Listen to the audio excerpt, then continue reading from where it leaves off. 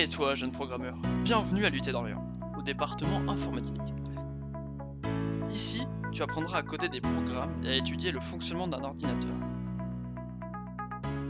Tu écriras tes premiers programmes en Python, qui est un langage de programmation interprété multiparadigme et multiplateforme. Il favorise la programmation impérative structurée, fonctionnelle et orientée objet. Il est doté d'un typage dynamique fort, d'une gestion automatique de la mémoire par ramasse-miettes et d'un système de gestion d'exception.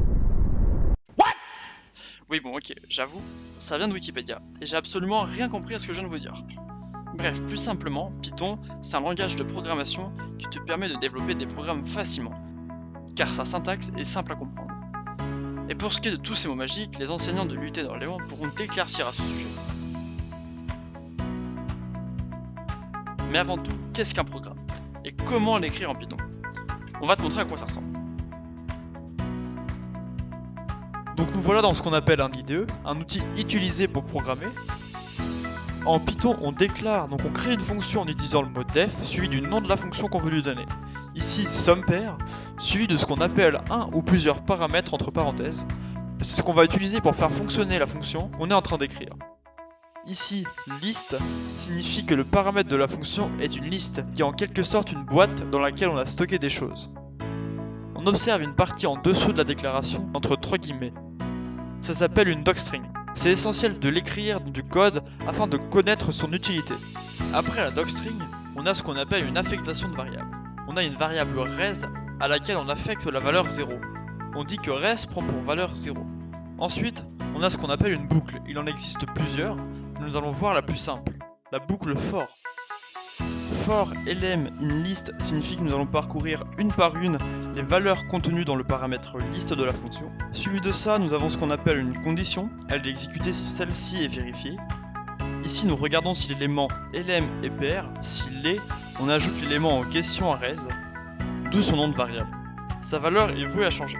À la fin du programme, on a le mot return, qui met fin au programme et retourne la valeur du res.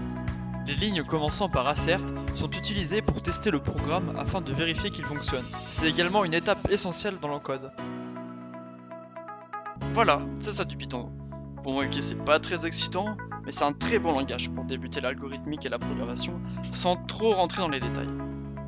Cependant, laisse-moi te mettre en garde. Être programmeur, ce n'est pas juste coder un programme qui fonctionne. C'est réfléchir à un problème et tenter de le résoudre par un algorithme qui est le plus optimisé possible. Ainsi, je te propose de suivre mes conseils pour devenir meilleur. Déjà, arme-toi de patience.